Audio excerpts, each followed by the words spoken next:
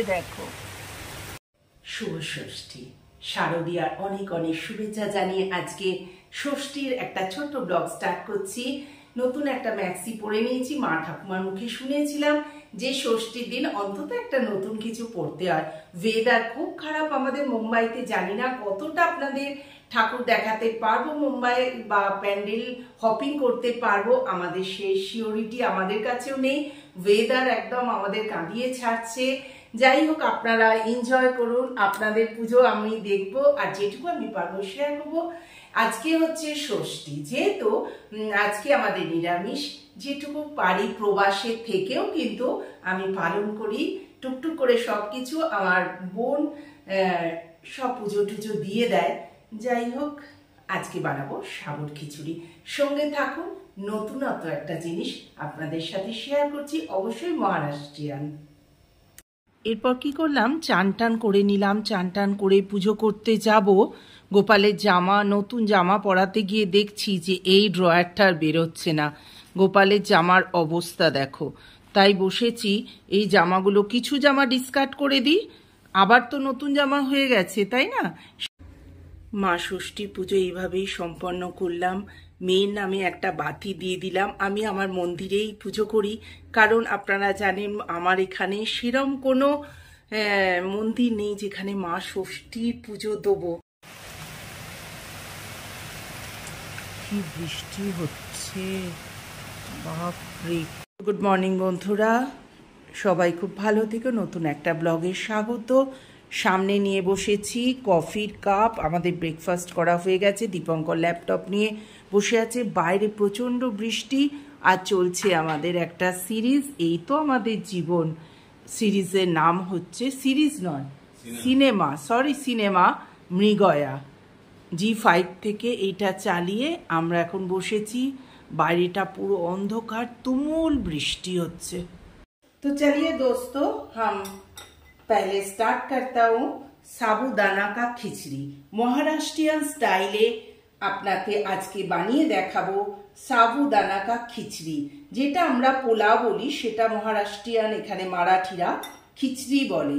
তার জন্য নিতে হবে 1 কাপ সাবুদানা। এটাকে 3 ঘন্টা 1 কাপ জলে ভেজাতে হবে। দেখুন আমি ভেজানোর পর কি সুন্দর জিনিসটা হয়েছে, দেখতে পাচ্ছেন? একদম ঝুরঝুর করে পড়ছে। এটা যদি বেশি নরম হয়ে যায় তাহলে কিন্তু এটা খেতে একদম ভালো লাগবে না। আচ্ছা, এখানে আমি রোস্ট করতে দিয়েছি, দেখাচ্ছি ক্যামেরাটাকে ঠিকঠাক করে। দেখুন এখানে ফ্রাই প্যান বসিয়ে কিছুটা বাদাম আমি রোস্ট করতে দিয়েছি আর কিছুটা বাদাম আমি ভেজে নেব। আর এখানে এই যে টুকরো করে কেটে রাখা আলু, তার সাথে অবশ্যই আপনাদের লাগবে কারি পাতা, কারণ মহারাষ্ট্রিয়ান জিনিস কারি পাতা না হলে চলে না। আর তার সঙ্গে কেটে দেবো কিছু কাঁচা লঙ্কা, টুকরো টুকরো করে কুচো করে কেটে দেবো কাঁচা লঙ্কা। এই হচ্ছে আমার উপকরণ আজকে। তো চলুন বন্ধুরা, স্টার্ট করি আজকে মহারাষ্ট্রিয়ান স্টাইলে সাবুদানা কা খিচড়ি। ভালো করে দেখো রোস্ট করা হয়ে গেল। এটাকে শুকনো খোলায় হালকা করে নেড়ে নিলাম। ডান। এবার আমি মিক্সির মধ্যে এটাকে ঢেলে রাখবো।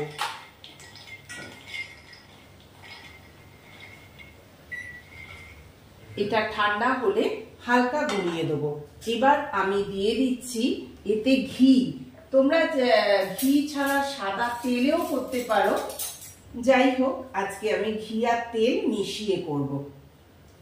দেখো 1 চামচ ঘি দিয়ে দিলাম আর এতে একটুখানি সাদা অলিভ অয়েল, সাদা তেল মিশিয়ে দিলাম। এটা গরম হয়ে আসার পর এতে দিয়ে দেবো জিরে, যেটা খুব আসল জিনিস, সেইটা হচ্ছে জিরে। বেশ খানিকটা জিরে আমি এর মধ্যে দিয়ে দিলাম। হালকা ভাজা ভাজা করে নেওয়ার পর এতে দিয়ে দিচ্ছি কেটে রাখা আলুর টুকরো।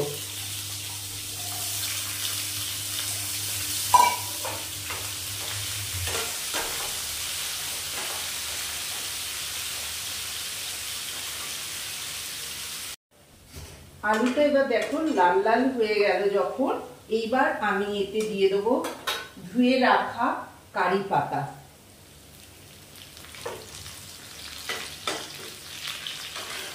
এতে কিন্তু সর্ষে বা শুকনো লঙ্কা দেবো না। হ্যাঁ, এইরকম ভাবে দিয়ে আবার একটু ভাজা ভাজা হতে একে সময় দেবো। ততক্ষণে চলো, এটা বোধহয় ঠান্ডা হয়ে গেছে, দেখছি এইগুলো এবার। হ্যাঁ হ্যাঁ হ্যাঁ, সুন্দর হয়ে গেছে। এগুলোকে এবার গুলিয়ে নিই। এইটাকে হাফ ডাস্ট করে নিলাম। এতে বাদামের পরিমাণটা একটু বেশি লাগবে বন্ধুরা। দেখো হাফ ডাস্ট করে নিলাম। একদম পুরোটা মিহি করো না, তাহলে খেতে ভালো লাগবে না।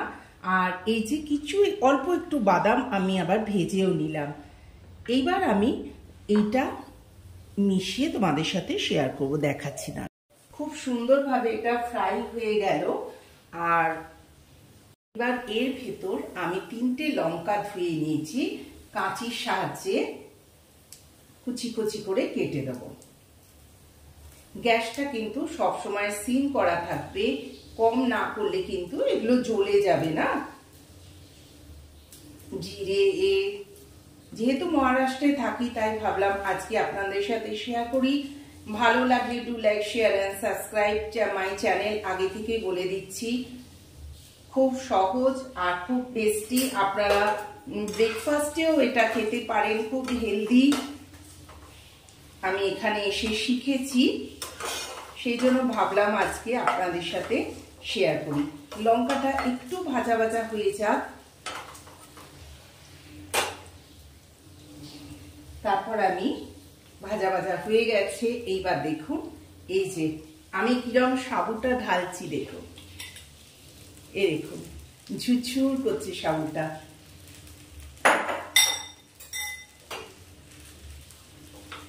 আপনি এটাতে অল্প একটু হলুদ দিতে পারেন, আর যারা সাদা খেতে চায় তারা সাদাও রাখতে পারেন। এই দেখুন যা পড়ে গেল। এই যে একটা সাবু নিয়ে আমি, এই দেখুন কি সুন্দর হয়েছে না? ভালো করে এবার মিক্সড করব। এতে দেবো নুন আর চিনি।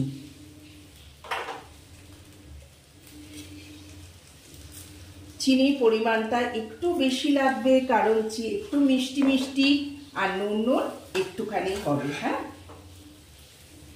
ভালো করে এই জিরে কারি পাতা সব সুন্দর করে মিক্সড করে দেবো। দেখুন কি দারুণ দেখতে হয়েছে, দেখেছেন? খেতেও কিন্তু ভীষণ সুন্দর।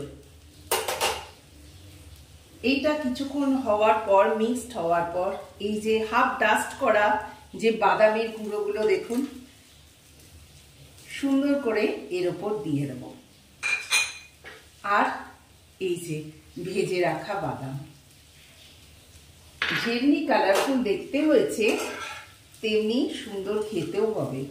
এই যে আমি নুন চিনিটা দিলাম, এইটা না এতে এবার মজবে একটুখানি। হ্যাঁ, এইটা নাড়াচাড়া করে আমরা এবার কিছুক্ষণ চাপা দিয়ে রেখে দেবো। তো বন্ধুরা, কেমন লাগলো আমার ষষ্ঠীর কি বলবো লাঞ্চ, আর কি মহারাষ্ট্রিয়ান লাঞ্চ কেমন লাগলো দেখুন তো। কারি পাতাগুলো যদি আবার একটুখানি করে গুঁড়িয়ে দেওয়া যায়, আরো সুন্দর টেস্ট হবে। দারুণ লাগছে না দেখতে? চাপা খুলে দেখি, ওয়াও! আর রয়েছে এর সাথে আমাদের দুজনের 2 গ্লাস লস্যি। এই হচ্ছে আজকে ষষ্ঠীর দারুণ লাঞ্চ। কেমন জানাবেন? হ্যাঁ, এবার আমি একটুখানি দমে হতে দেবো, তার জন্য আমি এখানে হালকা করে চাপা দিয়ে দিলাম। কেমন লাগলো আমার এই লাঞ্চটা অবশ্যই জানাবেন। বেশি বেশি করে আপনারা ব্রেকফাস্টেও খেতে পারেন, ভীষণ হেলদি। তো আজকের মতো এখানেই রাখছি, টাটা।